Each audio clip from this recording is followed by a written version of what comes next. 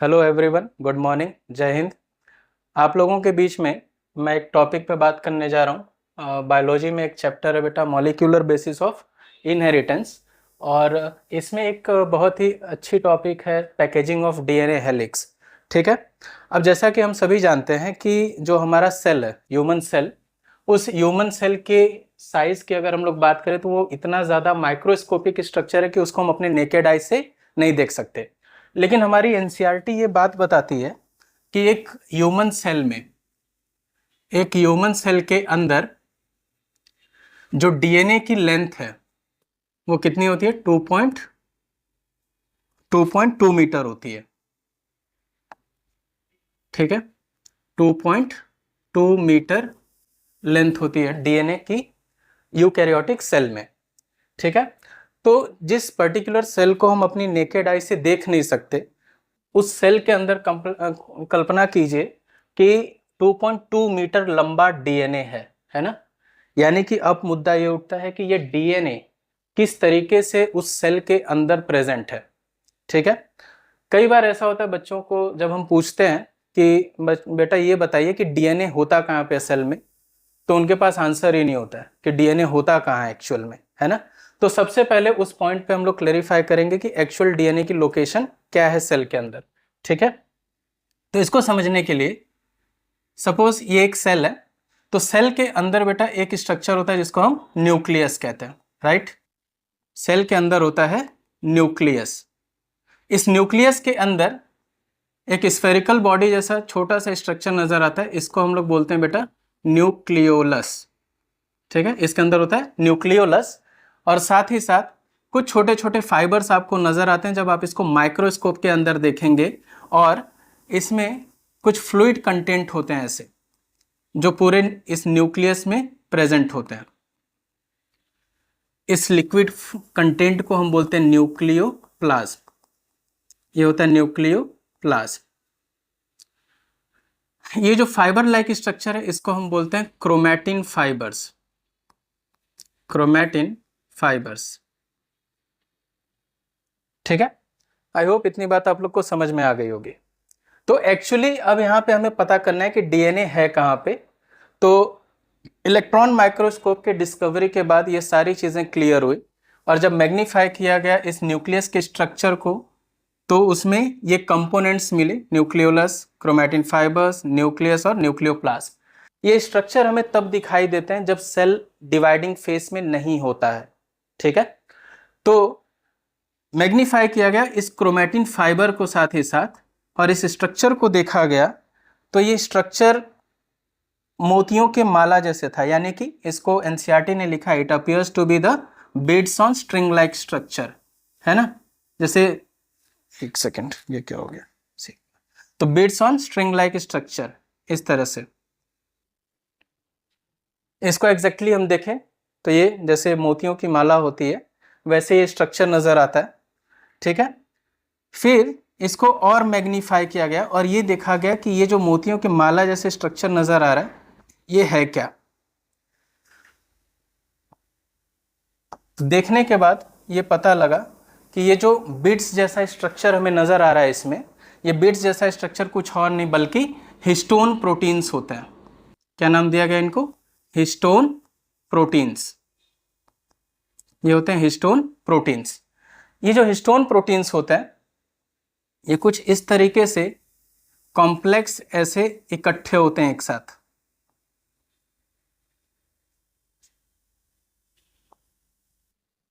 ठीक है। तो ये जो हिस्टोन प्रोटीन्स हैं बेटा, they form in a cluster, और टोटल जो इनकी संख्या होती है वो पूरी होती है कि ये होती है चार तरह के हिस्टोन प्रोटीन्स होते हैं, जो कि बेटा पेयर्ड स्ट्रक्चर होते हैं। ये चारों हिस्टोन प्रोटीन्स जो होते हैं वो पेयर्ड स्ट्रक्चर होते हैं। और हिस्टोन प्रोटीन्स जैसा कि मैंने बताया पेयर्ड होते हैं, और पेयर्ड फॉर्म में ये जो चार टाइप के प्रोटीन्स हैं they are basically of H2A type, H2B type, H3 और H4।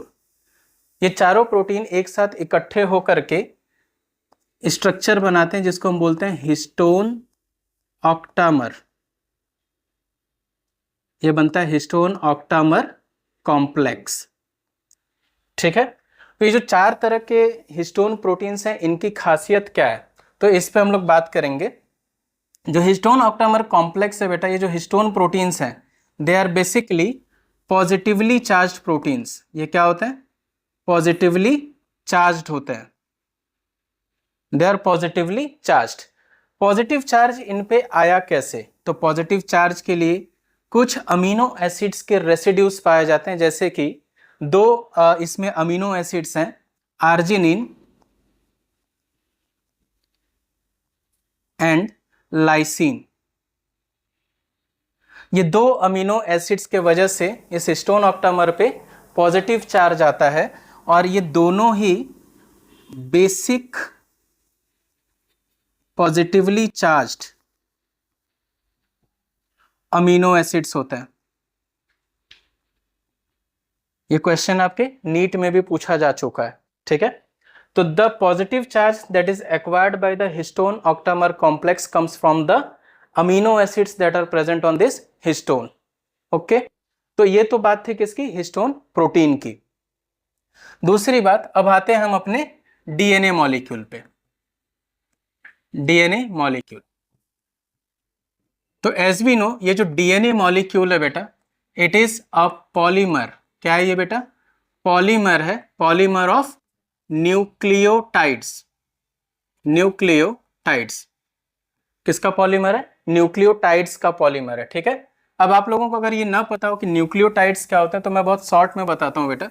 Nucleotides are basically composed of 3 components, ठीक है। एक तो सुगर मॉलिक्यूल, इसमें होता है बेटा सुगर, नाइट्रोजनस बेस और फॉस्फेट ग्रुप। ये 3 चीजें मिलकर के किसको बनाती है? न्यूक्लियोटाइड को, और न्यूक्लियोटाइड का पॉलीमर है डीएनए, ठीक। अब बेटा ये जो न्यूक्लियोटाइड है, डीएनए का मॉलिक्यूल, जो है इसका पॉलीमर है। तो बेसिकली बेटा इस डीएनए पे आता है हमारे नेगेटिव चार्ज, इस पे आता है बेटा नेगेटिव चार्ज, ठीक। तो the negative charge of DNA is due to the phosphate group that is present on that particular molecule, ठीक है। तो ये नेगेटिव चार्ज बियर करता है बेटा, और हिस्टोन हमारा पॉजिटिवली चार्ज्ड है, ठीक है। तो अल्टीमेटली नेगेटिव और पॉजिटिव, जैसे कि हम जानते हैं, दे अट्रैक्ट ईच अदर, और उसी हिसाब से बेटा होता क्या है कि जो डीएनए हमारा, वो इस हिस्टोन मॉलिक्यूल के ऊपर, हिस्टोन प्रोटीन के ऊपर रैप हो जाता है बेटा, ठीक है। इस पे क्या होता है बेटा? डीएनए इस तरह से सुपर कॉइल्ड होकर के ऐसे रैप हो जाता है, ठीक है। और ये जो अब यूनिट बनती है, इसको हम बोलते हैं न्यूक्लियोसोम। क्या बोलते हैं? न्यूक्लियोसोम, ठीक है। तो न्यूक्लियोसोम के ऊपर भी सवाल पूछा जाता है नीट में, even in your boards exam. Nucleosome consist of how many base pair of DNA? तो एक न्यूक्लियोसोम के अंदर 200 बेस पेयर ऑफ डीएनए होता है बेटा। कितना होता है? 200 बेस पेयर होता है। न्यूक्लियोसोम में कितने बेस पेयर होता है? 200 बेस पेयर होता है, ठीक है। यह सवाल आपसे पूछा जाता है। तो अल्टीमेटली बेटा जैसे ये न्यूक्लियोसोम बना हुआ है, इसी तरह से आगे की तरफ फिर एक और न्यूक्लियोसोम होगा, ठीक है। इस तरह से एक दूसरा न्यूक्लियोसोम होगा जिसपे फिर डीएनए से, है ना, रैप होगा, फिर आगे बढ़ेगा, ठीक है। इस तरह से करते करते ये पूरा का पूरा एक क्रोमैटिन फाइबर बन जाता है।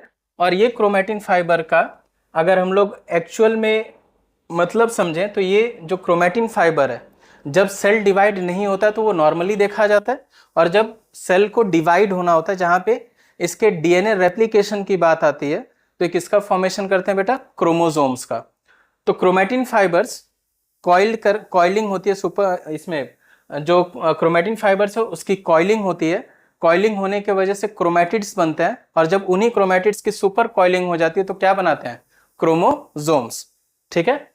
अब अल्टीमेटली बेटा यहाँ पे एक चीज नहीं देखा होगा आप लोगों ने, ये जो प्रोटीन का सीक्वेंस है, देखिए यहाँ पे H2A है, H2B है, H3 है, H4 है, और ये चारों के चारों पेयर्ड स्ट्रक्चर है ना। इसमें एक चीज मिसिंग है, दैट इज H1 प्रोटीन, है ना, H1 प्रोटीन। तो ये जो H1 प्रोटीन होती है बेटा, वो क्रोमेटिन फाइबर्स के दो बिट्स लाइक स्ट्रक्चर के बीच में होती है, और इसी को बेटा हम लिंकर डीएनए भी कहते हैं। क्या बोलते हैं इसको? Linker DNA, also refer to as linker DNA, ठीक है। और अगर डिटेल में देखोगे बेटा तो देखिए, जो ये हिस्टोन प्रोटीन्स होते हैं, इसको दो पार्ट में डिवाइड कर दिया गया है। हिस्टोन प्रोटीन्स को दो पार्ट में डिवाइड कर दिया गया है। एक मेजर है दैट इज कोर प्रोटीन्स, और दूसरा फॉर्म है इसमें लिंकर प्रोटीन्स।